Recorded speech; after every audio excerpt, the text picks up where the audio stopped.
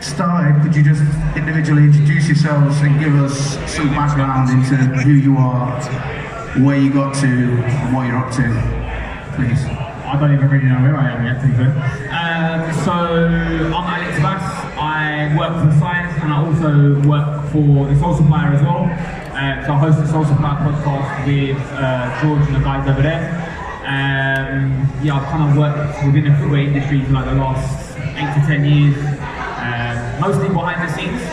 And then a couple of years ago, I decided that I wanted to step to the stage. Yeah, start telling people stuff. But yeah, that's pretty much me. So what exactly does that mean? You stepping to the front, what does that mean? I think I got to a point where I realised I could use my big mouth for a good cause. So I don't really mind going on camera or making a fool out of myself, as I'm probably going to do today in front of all these people. So yeah, I just thought it'd be a good fit. Why not? So basically get in front of the camera, do the podcasts and just promote as a guy. I can't speak. Yeah, no, you're struggling. No, I'm just hoping that, you know, this whole footwear stuff's going to lead me to getting onto Love Island at some point. So yeah, just go forward from there. Are you going to get in shape for Love Island? No. I'm just planning on being A-shape. Keep it that way. All right, on to Layla. Hello everyone. My name is Layla Fatah. I'm definitely behind the scenes. I've been in marketing communications for over 20 years, working with some of the biggest brands in the world. Thank God. No. The whole thing. I want the beginning, and then I got a job here, and then I met Tony, and Tony was amazing, and then we went here. The whole thing. I like at least 3.5 minutes. That story's online. It's all good. I think relevance for here is been working within youth culture and sneaker culture and streetwear culture for as long as I can remember. So I think that's probably relevant for here. The other stories are, you know, long. It's all good. That's just too vague. You've got to say, I work with Adidas, and I work with Vice, and then I, you know, just a bit more detail, please. Thanks for that. Yeah. Okay, just really quickly. I have my own creative agency for 10 years. I worked with Vice, launched them into Europe actually.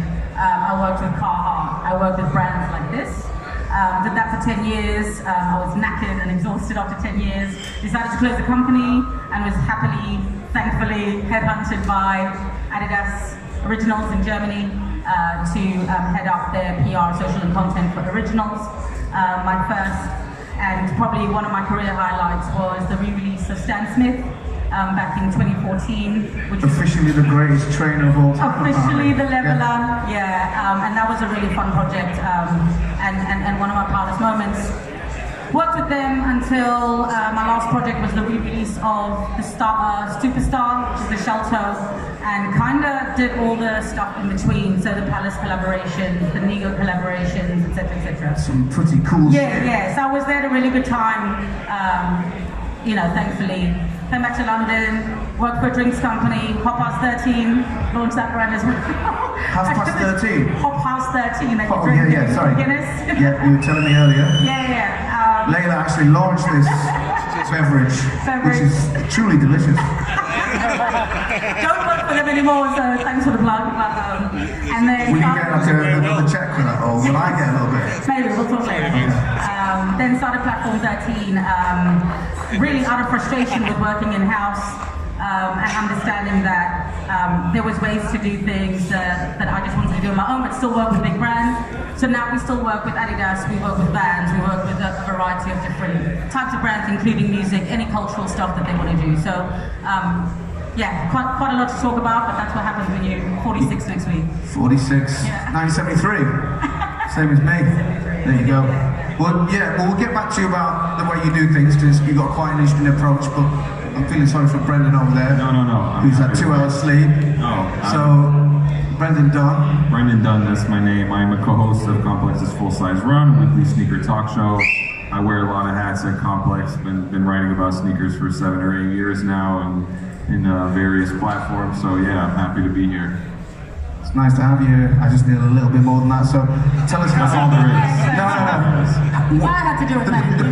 The best part usually is how you got your first kind of break when you got your first foot on the ladder and how that Yeah. projected you Yeah. or propelled you So to the superstar that you are now? Superstar, please. Yeah, we can continue to use that word. I first started out working for Sneaker News when I was in college, just doing freelance stuff for them.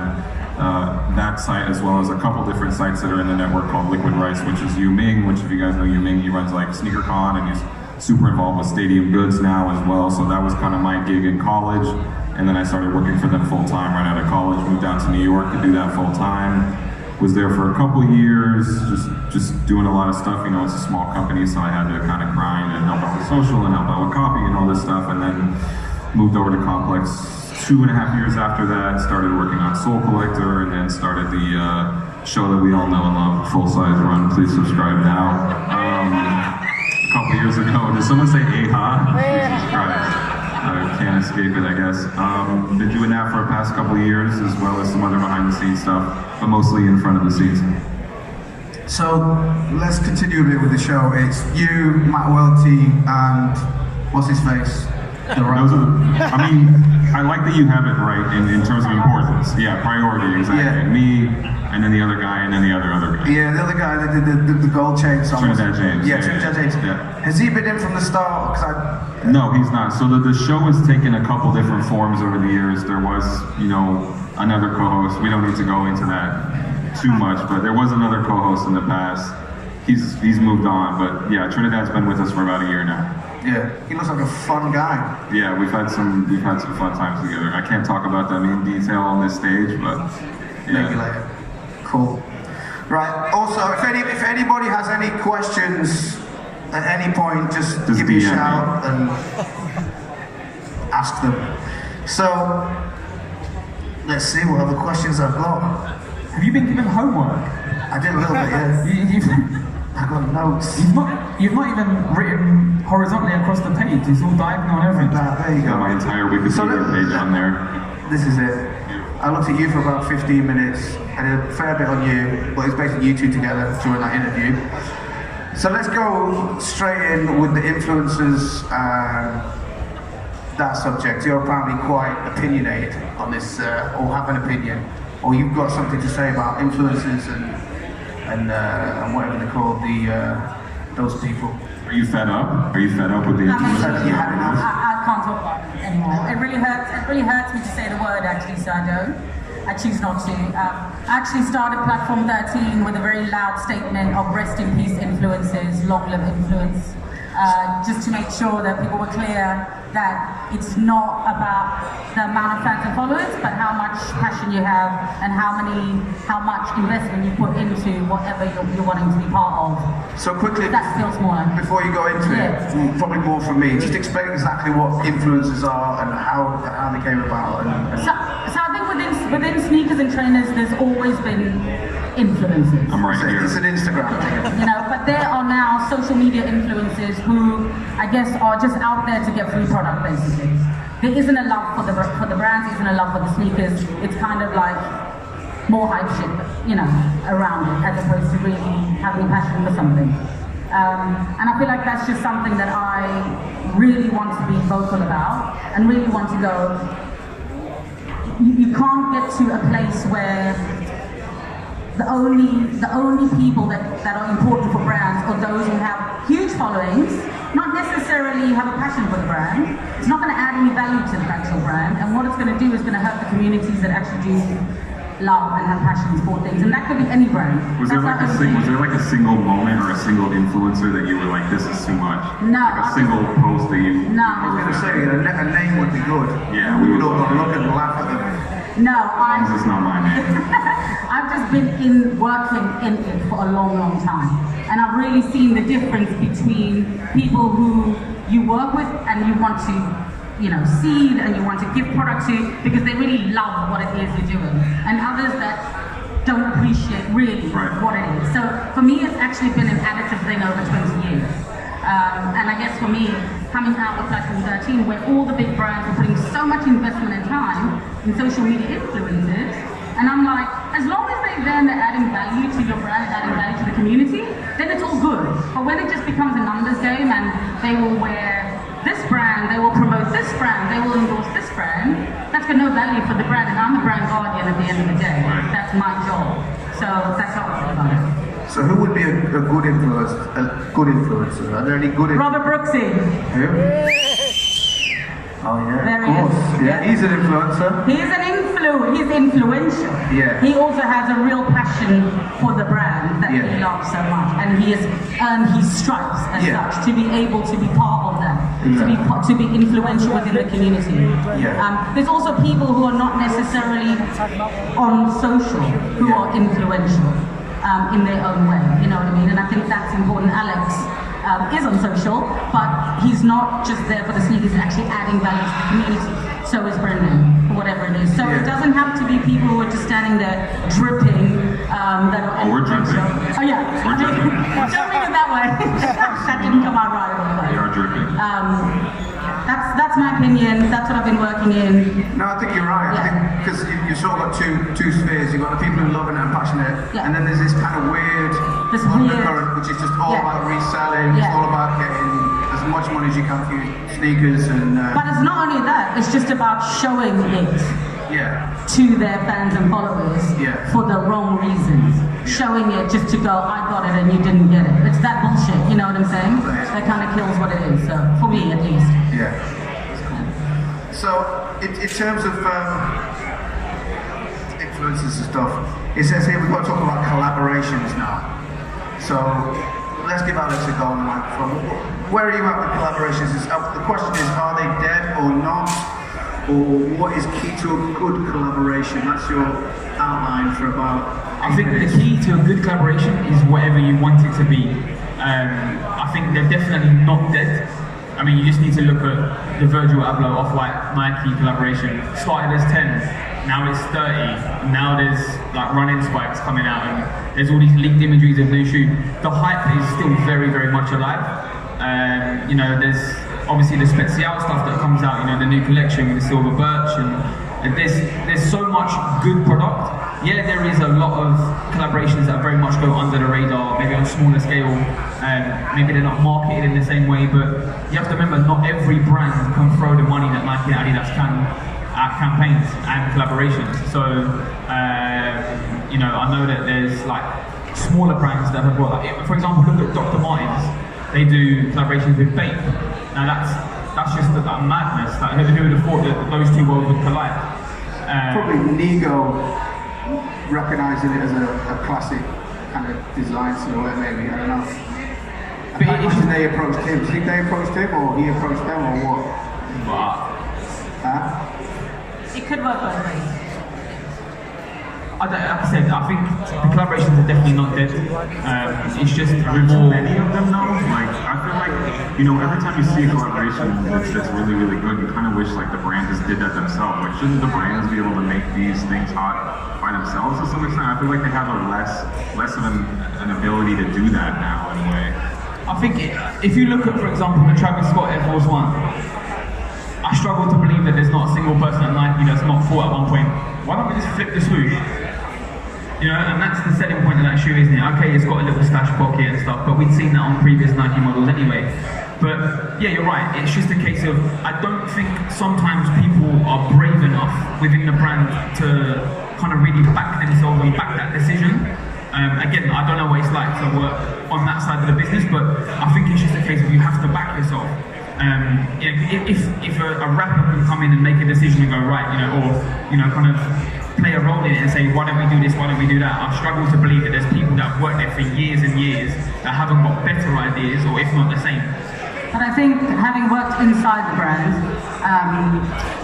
I think that you're absolutely right. It is more difficult when you're in-house to be able to flip the swoosh, right? I think there's also a reason why collaborations happen. It's not only about product, it's about audiences. So it's about basically sharing audiences. That's really what collaborations are there to do.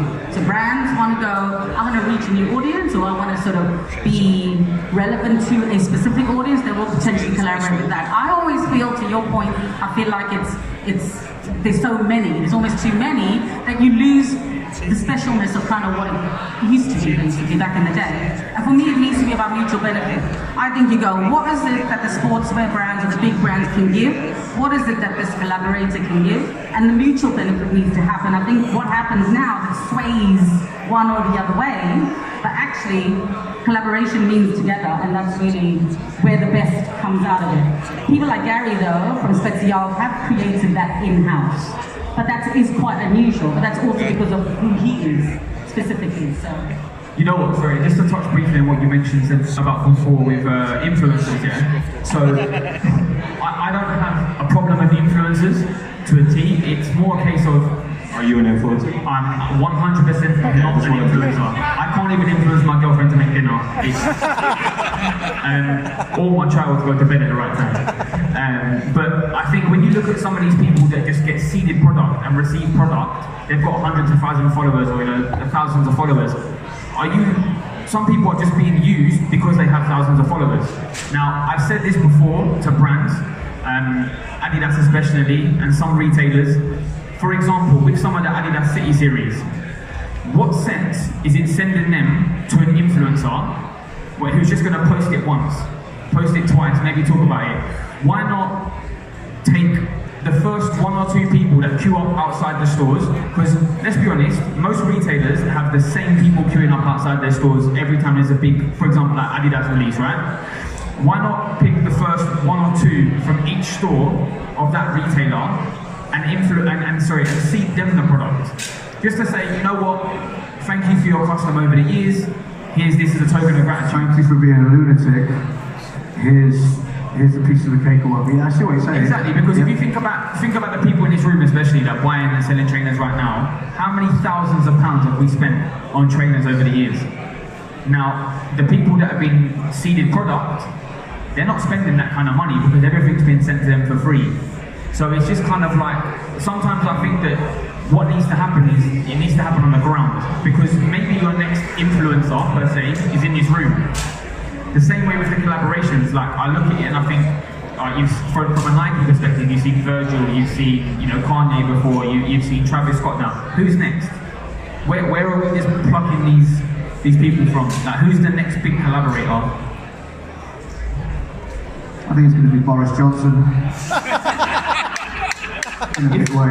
If Boris Johnson I think Boris Johnson is going to take over from Kanye. If Boris Johnson was to get a shoe collaboration, which brand would it be? Probably SPX. Skechers. British Knights. British Knights, mate. Yes, British Knights. Perfect. Right, okay. Let's kick off with something. Did you have anything more to say about that project? Sorry, about the collaborations and stuff. I'm just trying to figure out who Boris Johnson is. I'm just trying to stay on the level with all these words.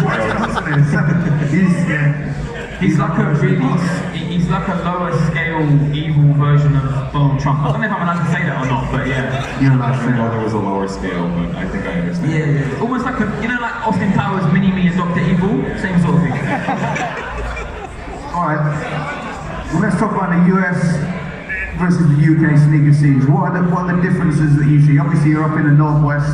There's no competition, we win. Well, let's examine the it was funny because Matt Welty came over and he's obviously adopted the kind of traditional British. He's trying. He's certainly trying. It's funny. It's nice to see. Surely Matt is probably due a British passport before someone like Drake is, right? Yeah, probably, yeah. So let's explore the US-UK thing. What do you think?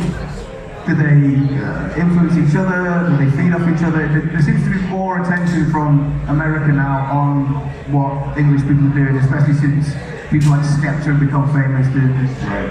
I don't know. They feel so discreet in so many ways. Like when you talk about sneaker culture, if I can use that term, in the US, like the story is so often traces back to hip hop, and it seems like in the UK that's just not the case necessarily.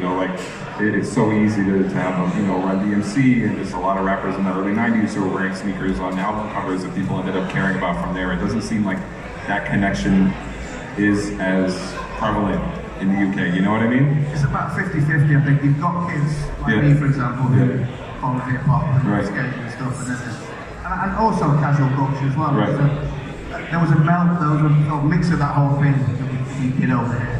And I guess you probably had I don't know, what the Beastie Boys did, which is similar-ish with the ska and those kind of influences. Just keep talking if you would. That's what I'm here to do. No, I don't know. I mean, I think it's you know, I haven't spent enough time in the UK to make any like strong judgments beyond, you know, but it is kind of nice to see in real life the things that you see online, because a lot of these stories you have to be skeptical about because it's a brand telling you, and you know, like Nike can tell you for 20 years that the Air Force One is the most important sneaker in New York, and everybody who's never been to New York will just believe it off the strength of what a brand tells you. And you know, you got to be skeptical of what a brand tells you in order to sell you a product. So, you know, it's important to go to those places and to see whether or not those things are really the case. So, in the short time that I've been here, I was happy to, you know, come outside here, and the first thing I see is a bunch of lads wearing, you know, like flat Adidas trainers and things like that. And it's like, no, it's good to have like the actual factual evidence that these things are real. You know what I mean? And not just some story someone at a brand is trying to sell you. I mean, personally for me, I've always been about the story. So one of the first things I did when I was at Adidas was go to the archive. I was in the archive all the time, trying to get stories. And it was really interesting for me because I'm all about cultural relevance, right? So why would you know, casual culture, football terrace culture exist, and why did they sort of champion a certain style of sneaker, same as hip hop, you know? And those are the stories personally I love. Same as Asia, there's like specific stories that come from there. For me, that's really what it's about when it comes to brand storytelling. Because what I get frustrated by is brands telling a story instead of uncovering why certain styles are sort of championed by specific tribes or different cultural stuff. And I think that's a really interesting area. So that's what you're trying to do, because the whole casual culture thing was, nobody led it. It was something that just happened between kids. We all started drawing Adidas logos on our school. And that's much more interesting than a brand going, we did, you know, we created casual culture. Yeah. Brands get appropriated by cultures for whatever reasons that might be, and that's the interesting stories to tell, I think. It's just tougher these days because anytime now a brand sees one of those movements happening, they immediately want to be involved. So it's harder for it to be as natural or as organic. But what they can do is, instead of trying to buy into that culture, they can add value somehow and be championed by that culture. And I think that's the difference, because I think that's an interesting area of kind of creating new stories, isn't it? Yeah, it is interesting. That was really interesting. I was going to say something else. Interesting? You know, I was going to talk about something, but no one wants to hear what I've got to say. We're going to keep talking to you and talk a little bit more about your level 13 project. Platform 13. Hot House 13.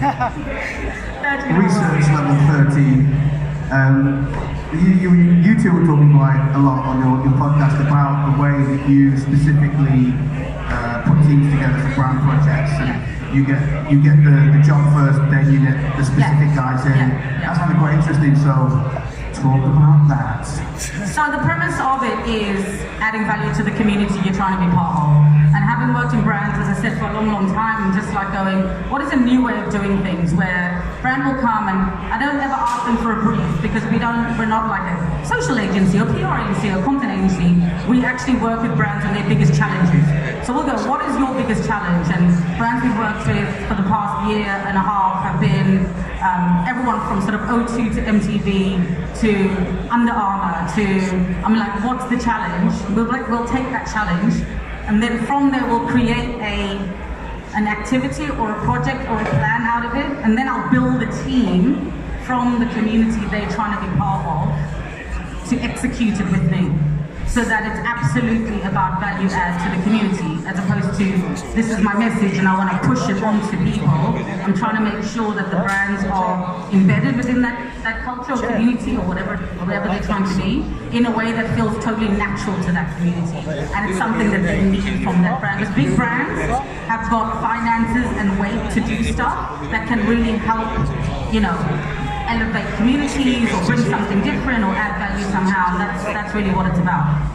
I think Red Bull, such a poisonous drink, do a lot of stuff. Exactly. You know, absolutely. they put up Someone loves it out there, Rebel fan. yeah. You're a fan of the poisonous drink or the cultural programming? All of it. Yeah, they do good things. Yeah, Red Bull Music Academy, fantastic. Exactly. It's kind of, I think, you know, this is not too sneaker specific, but just on this note, like it's almost sad when we're in this state of affairs where these cultural things can't exist without the support of a giant brand. Like I love Red Bull Music Academy, and I've been to a lot of amazing programming they put on, but I wish there existed the infrastructure to where we could just support these artists and the thing they create without having Yeah, definitely should be coming from the government. Yeah, that would be awesome, but unfortunately the world doesn't work like that. So how can they find mutual benefit without it feeling like, huge amounts of logos and all that kind of stuff? So again, it's thinking about that, whereas I think you don't need to have a big logo on the side of something anymore. You can still be known. It's how you do it. Yeah, all of us standing up here. I told him about NX, I said, I've listened to them. He said, oh, it's Sponsored by Decanter. I'm going to stay with you a little bit longer. And then we'll give these guys. I think Alex needs some. I just wanted to see if we can get some funky stories. You said you worked for Vice for a bit. Have you got any shocking, obscene stories about underage sex or stuff like that with Vice? So they were a client, and I remember when we were first starting out, we used to go to trade shows to try and meet brands. And we, for the company that it is today, it started out very much as a grassroots. I knew them when they came over from America. It was a magazine. Don't know how many people know that, but actually they were this extremely important magazine that was really controversial, truly controversial, incredible. And we used to try and get brands to take us seriously, which was really tough at the time. And I just remember us going to these trade shows all around Europe, and basically all living in one room in a Holiday Inn together. So you were there early doors? Early doors. What the fuck is happening with Gavin McGuinness? No comment. No comment, alright, yeah, that's fair enough. We've already done Boris Johnson, so that's enough politics. Here's one, reselling, does it help? We've sort of covered that a little bit, I think. Do we have anyone with a question in the house? Do you think, have we spoken enough? Do you want us to speak some more? Do you think we've done alright? Usually we get about 20 minutes out of the audience. If no one's got a question, I think we might just wrap that one up. Or do you want to talk some more? You didn't really get much to say, did you? He's got loads. Do you know what? There is a good question. Alex got loads to say. Let's ask about your favourite releases this year so far. That's one that usually people like. This year, there's been so much, man. There's too much product. There's way too much product now. Like, I don't know how anybody keeps up with buying it all. Obviously Brendan gets influenced and just gets seeded everything, so he doesn't have to buy anything. That's true. I mean, what I'm wearing now, the Air Max 1 Swipe of the Fox. I was quite excited about them. They were a US exclusive. Adidas ZX 10,000. Yes. Great shoe. There's a lot of good stuff to come from Adidas this year. It's going to be an exciting year. There's Power Phase, of course. Power Phase is a really, really good shoe, but it just, now people associate it with Kanye because he had a Yeezy one, and they weren't necessarily even the better colours. But the Yeezy ones were kind of floppy. I saw them, and they were, I don't know. You weren't impressed? Not really. They were very expensive as well, unfortunately. But it's basically an Adidas Jet. I mean, they were only like £25 more than what they are. Really? Yeah, but also you have to remember that this is the thing about like collaborations. The Adidas Power Phase used to sit on sale racks for £25, £30. Kanye West puts his names on it and it becomes £90 and everyone's starting to get a pair. But then has the Power Phase sold as well after the Kanye West kind of collaboration as it would have been expected? I'd probably argue no. Alright, there was a couple colours, the triple white sold out pretty much straight away in most places in London. But it's just that relevance of an artist kind of putting their signature to a shoe. Do you think Kanye's holding on to that relevance, or is he slipping away into some sort of... I mean, you argue he's the most influential man on the planet, especially when it comes to like fashion lifestyle. I mean, would you... Yeah, one of. Well, yeah, I mean, other than yourself. You know what I mean? Who are the other ones, in your opinion, the most influential men in the world today? I was mostly referring to myself, but entirely facetiously. No, I think Kanye still has that influence, especially like they're making more and more units of those things, and they don't make as big a splash as they do every single week, but like if you go to New York, you see a lot of Yeezys everywhere, you know what I mean? I do. I saw the interview, did you see the David Letterman interview? Yeah. And he went and tried on all the time. I thought David Letterman did look really good. David Letterman really killed He looked that. amazing. Yeah. They gotta make him a full-time model or something. They should do, with the beard and, yeah. But I mean, the hype for Yeezy is not dead at all, is it? I don't know, I'm asking you. No, it's nowhere near dead. Nowhere near dead, it's still living. You had the triple black 350 that released last week, and it was chaos in places. That's kind of one of his skills as an artist, is keeping himself on everyone's lips, really, isn't it? If you look at, other than kind of Virgil and Kanye, if you look at most other collaborations from artists, and then if you, for example, look at StockX and the prices, and people are still flipping Yeezys for like £150 on top minimum. Like, that's not a hype that's dead. I mean, for example, next week there's the Antilla 350 Reflective, which launches. That's a London-only exclusive. It's like London and a few stores in Russia that are getting it. Like, for example, that will resell for a lot of money. And there are already like certain sizes on StockX for like £700. It's alien to me, and it's like mad that anyone would pay £700 for a pair of trainers. Yeah. I've never paid retail for anything in my life personally, and no, that's not because I get seeded anything like that. It's purely because I genuinely think, like, as much as I want a product, if I can't get it at the time, then it's just genuinely not meant to be. And that opportunity will come back around at some point. But it's also, for me, it was kind of the fun of buying shoes and clothing to get it cheaper than other people would be able to buy for, finding strange little shops that stash that kind of thing, and Yeah, it's the hunt, but the hunt is dead now, isn't it? Because everything's so readily available online. Yeah. It's like, It's the internet on now, isn't it? yeah, if you think about it, years ago, like when I was in school, if you had the same trainers as someone else, it was like you were a copycat. Now, everything seems to be more limited, but everybody's got it. It just shows that everything's obtainable as long as you've got the right amount of money. And I don't really... I think that's true, but I think the way to respond to that is that brands are making so many shoes now. You know what I mean? Like, it used to be at any given weekend there were only like 1 or 2 sneakers that really mattered. These days there's 12 of them, and there's all these like smaller brands popping up. So I think that, to me, it feels like the proper response is the hunt is not necessarily in the physical sense of trying to find where the shoe is, but it's like, what is this silhouette that nobody else is doing right now that is actually hot and that you can make hot, or that you can, put your stamp of approval on it and make it like your own thing, you know what I mean? Yeah, but then I suppose in response to that, you've kind of got, where you've had this huge magnifying glass and amplification of social media, that, nothing really is small anymore, and people are so worried about being judged and not having the latest thing. If you look at some of the kids in school now that are wearing trainers, my God, if I asked my mum for a pair of trainers that were £150 in school, I probably wouldn't have eaten for 2 months. Like, it's crazy. Like, and I don't understand where some of the kids get the money now. I know obviously a lot of people are hustling, and they might be using mum and dad's money to buy something and then flip it and make a little bit of money.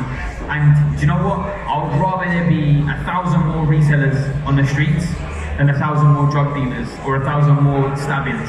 Yeah, so that doesn't depend what kind of drugs they're selling. So, I genuinely to answer that seriously. Yes. What's been your most anticipated release of the year? I've liked everything ACG, pretty much everything ACG based has been amazing. They're nice to look at, I haven't bought any. I like the ACG, like I said before, with the peach colour. I got a pair of those yesterday. I think that's probably, just for the colourway alone, and the fact that I bought that particular ACG when it came out, so nostalgic about it. So they've been, that's been my highlight. What about you, Layla? What about releases? Your favourite? My favourite? Trainer. What's your favourite trainer, Layla? I think you asked me that question, and it was the Reebok workout at the time, but I actually think it's all about classic styles for me. I've also got a size 4 shoe.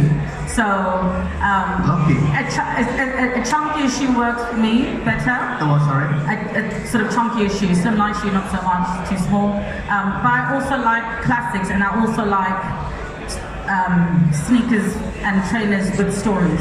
So I'd love anything from So it's written on them, or you can not written on listen to them. So, yeah. This was my grandfather's trainer.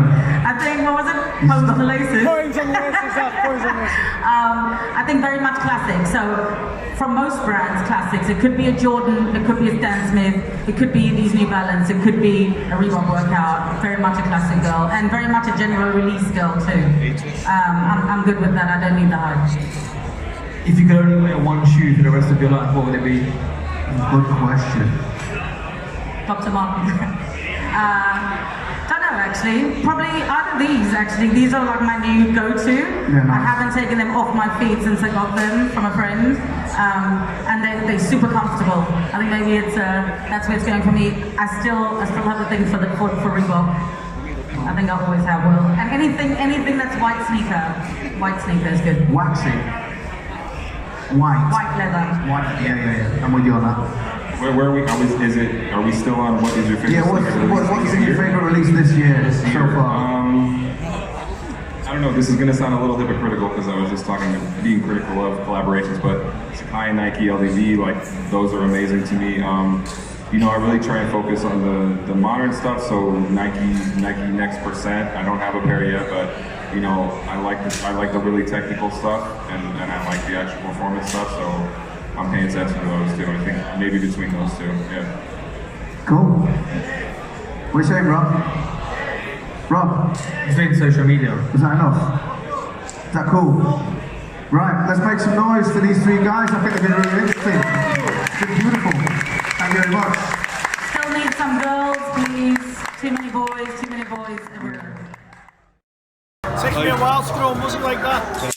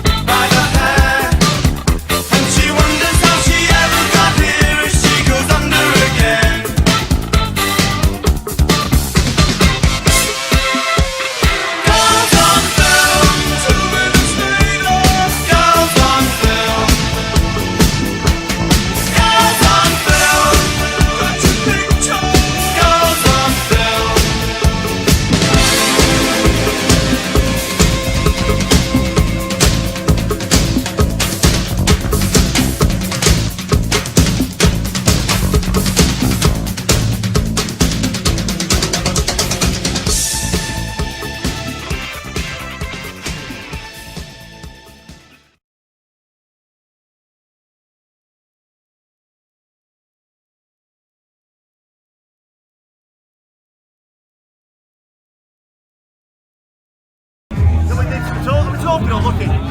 Both. There's your pictures, Nate. Is this a situation where we'll be in video? What's the situation? It's a video with photographs. You did ask, didn't you? Hey. I should never ask me. No, give him a nice thumbs up then. 4 thumbs up. Tap him on the shoulder as well. Danny. No. I think we're still enough here. You love to be in pictures, you. Right, 1, 2, 3. Tony! Tony! Yeah. Let's get one more in then. Yeah, pictures are a tenner. Alright, yeah, just do it. He's got about 85 pictures of people like this. There you go, there you go.